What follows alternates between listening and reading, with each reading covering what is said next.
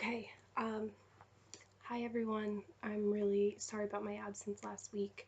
Was dealing with a pretty bad flu. So I'm going to do my presentation on here. I'm talking about Ariel Levy's book, uh, The Rules Do Not Apply. Uh, Ariel will be visiting me as a 38-year-old woman. She's recently lost her relationship, her son, and her somewhat of her career. So I will start from the beginning with her background.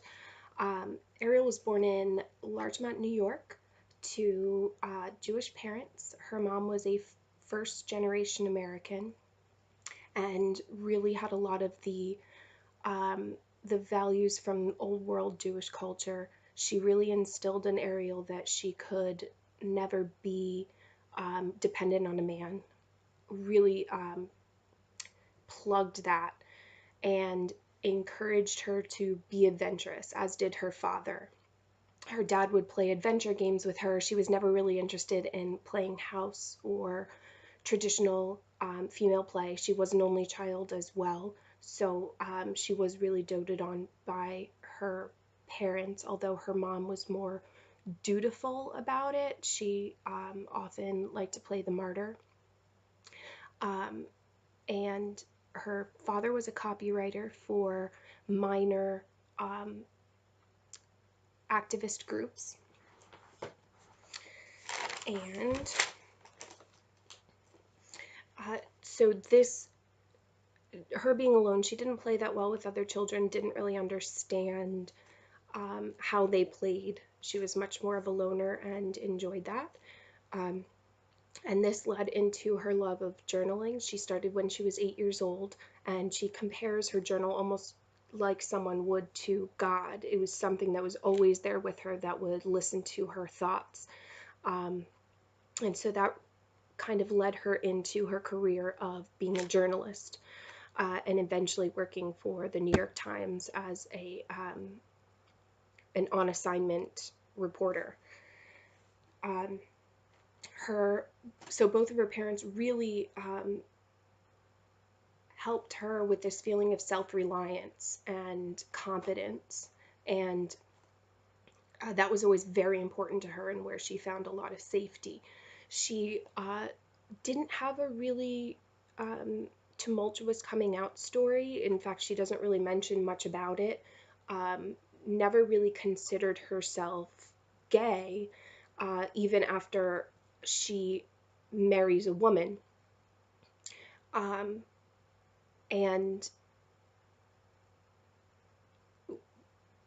trying to think of how to describe like how everything went down without jumping around too much.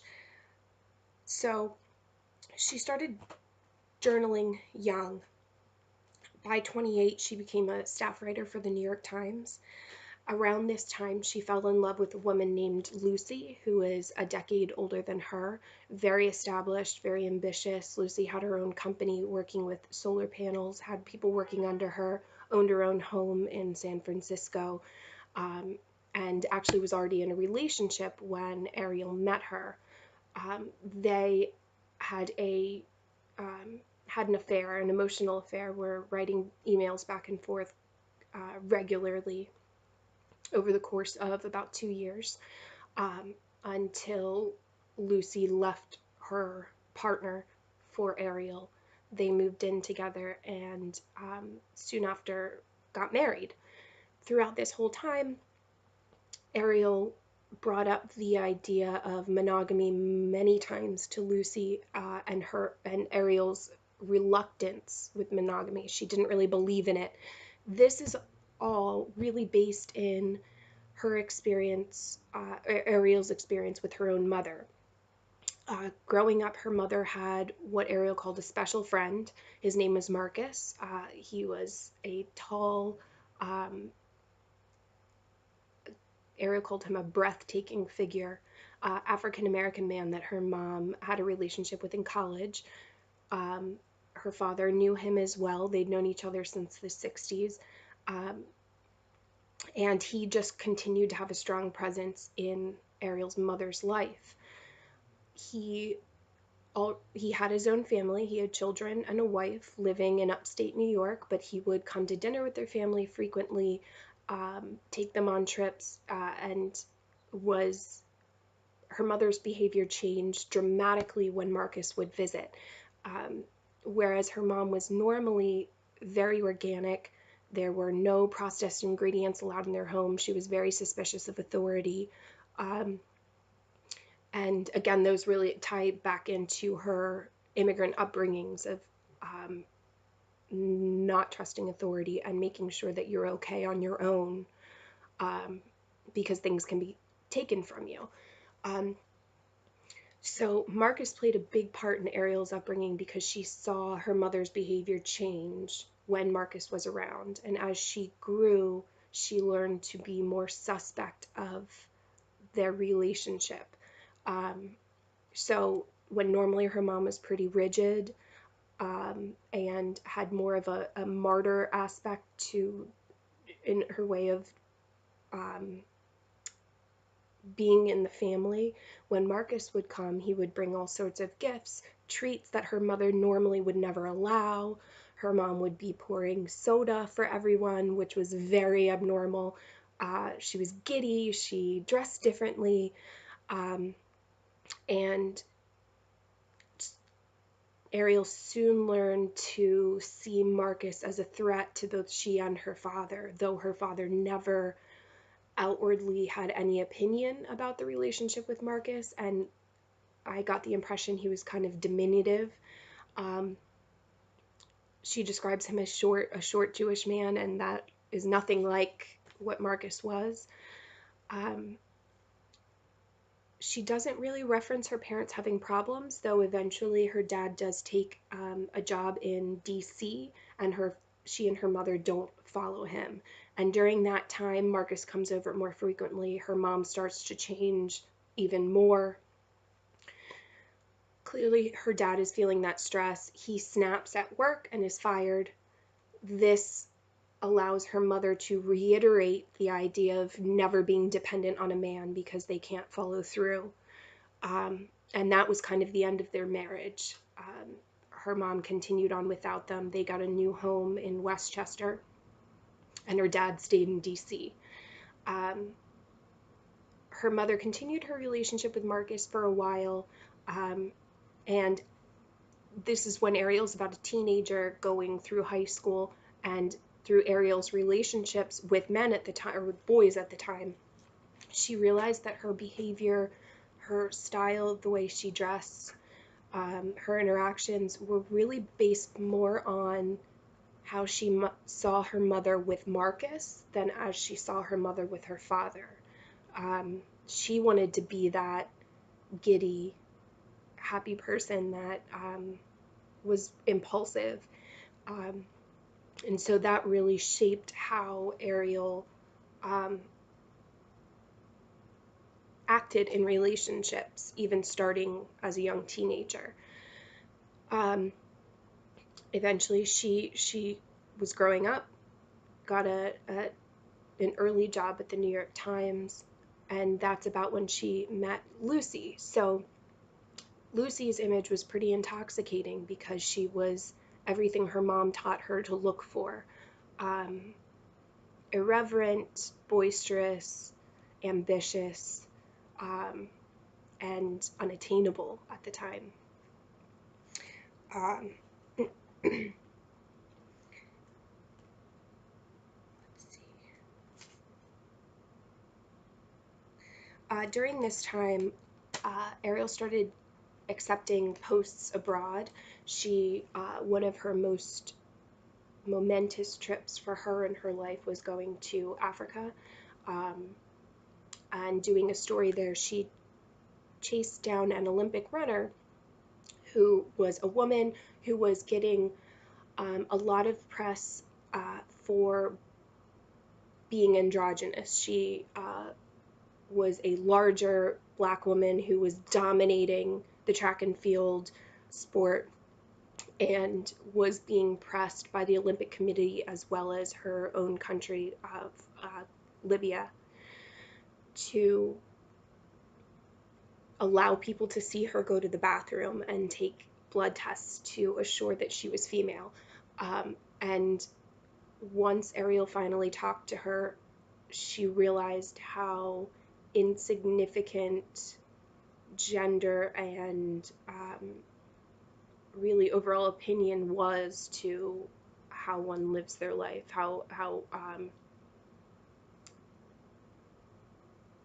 just kind of it's all serendipitous. So that was a really monumentous trip, and when she got back, she felt closer to Lucy than ever before. Um, this is around the time that George Bush was president and was really pushing back against the LGBT community and gay marriage. Around this time, the San Francisco mayor pushed city members to allow same-sex marriages, so she and Lucy decided to get married almost on a whim. They had been living together for a while, but as had become Ariel's behavior, it was pretty impetuous and impulsive. She did bring up again her reluctance for monogamy. She didn't believe she could be with someone for the rest of her life. Lucy seemed to ignore that, and they got married and started a life together. And the beginning of this life was really dominated by a lot of drinking for the both of them. All day, every day, waking up drunk, starting again. And this was great for them for a few years. As the discussion of starting a family started coming up, this is something that really the book centers around, because Ariel always viewed having children as almost a negative in her life. And her one quote that really stuck with me is that having children forced her to give up as the protagonist of her own life. And I think that's understandable for a lot of women. She mentions multiple times that it was always someone else's problem. You live your life, you have your adventures, you do what you want to do to make your life happy and fulfill your career and endeavors, and make sure you're never dependent on anyone else until it's too late. And women are the ones to reckon with when that time comes that you have to scramble to decide if you want to start a family or not, and it could be too late. So at 34, she and Lucy decide to start a family. Lucy was really on board. Ariel was reticent at first, but realized this was the next step with their family and knew it was really important for Lucy and herself eventually.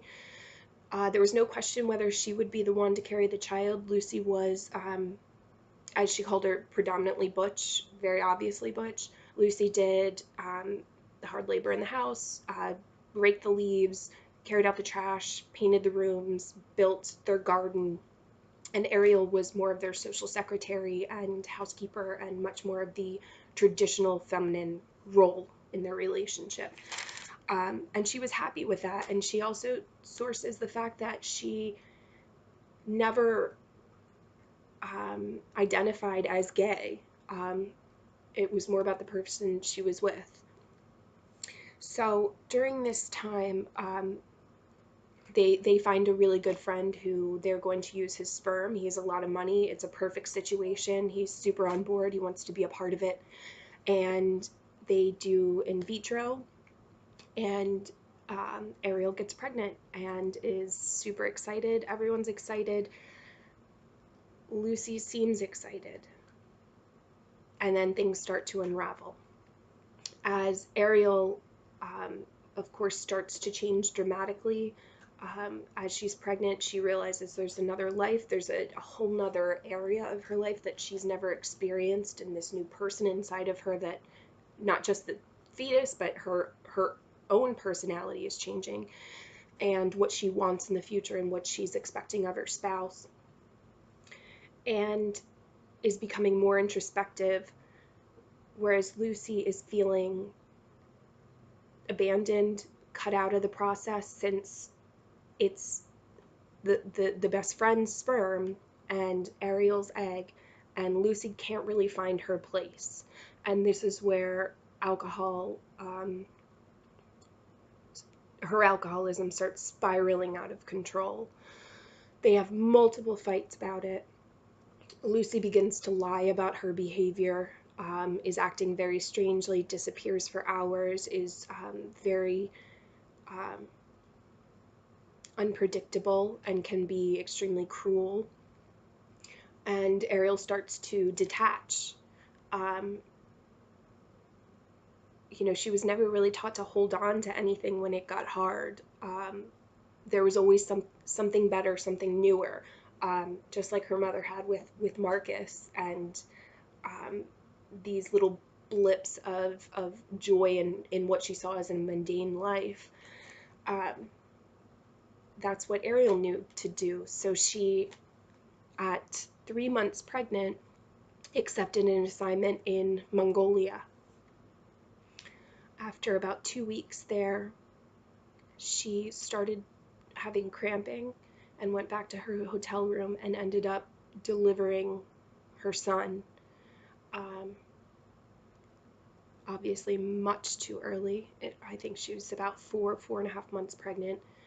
She goes into vivid detail about what that experience was like, holding him. He was alive in her arms. She didn't realize she was just still bleeding so heavily.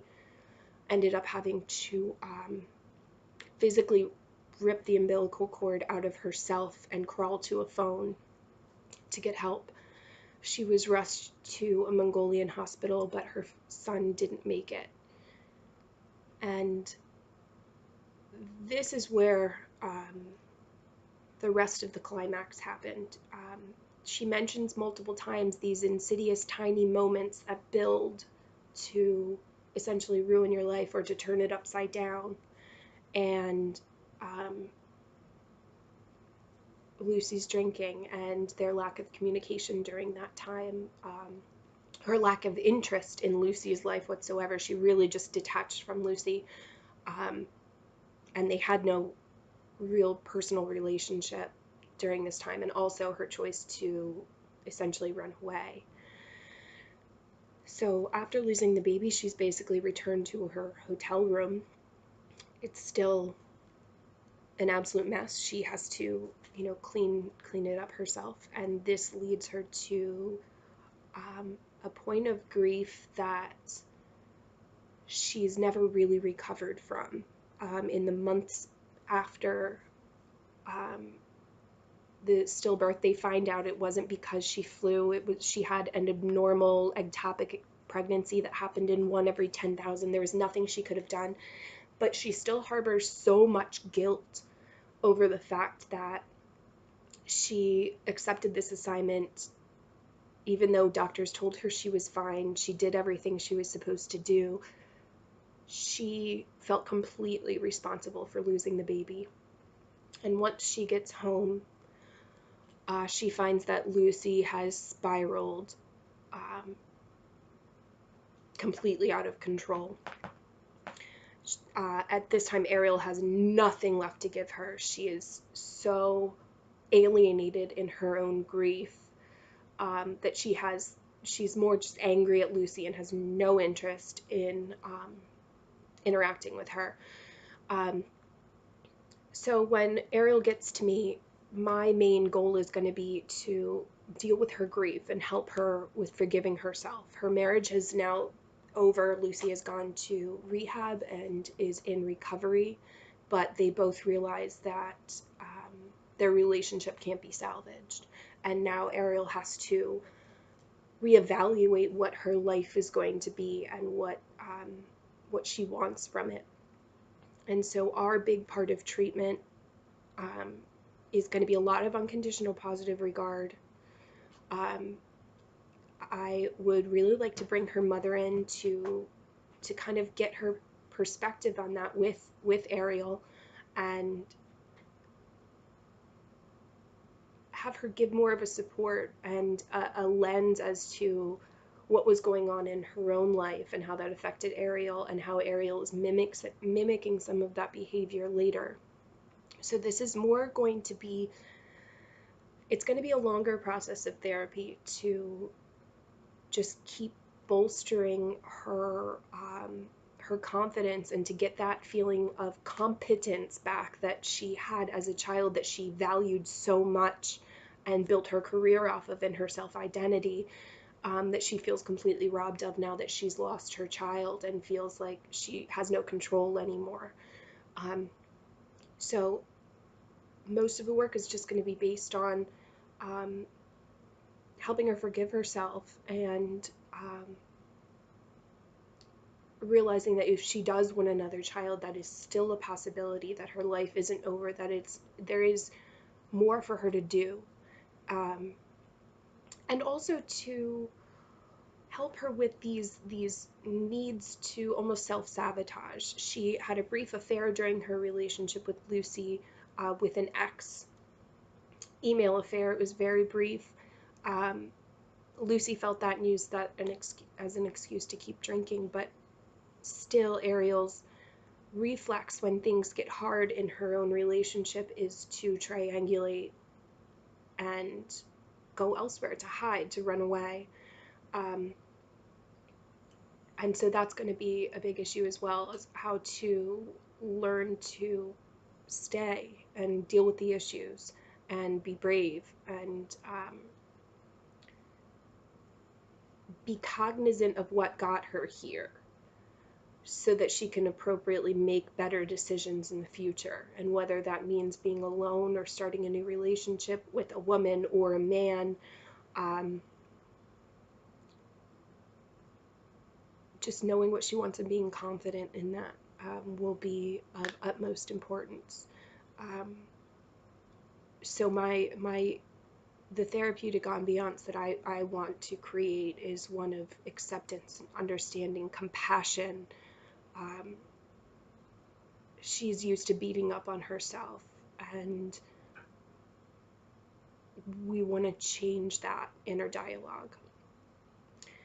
I think in the long run, she'll get that back. She still has the sense of adventure. It's about getting her momentum and her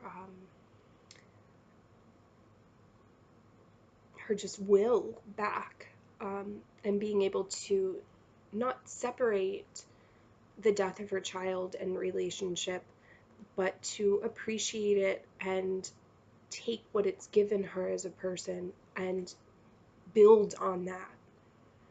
I want to make sure I'm not missing anything.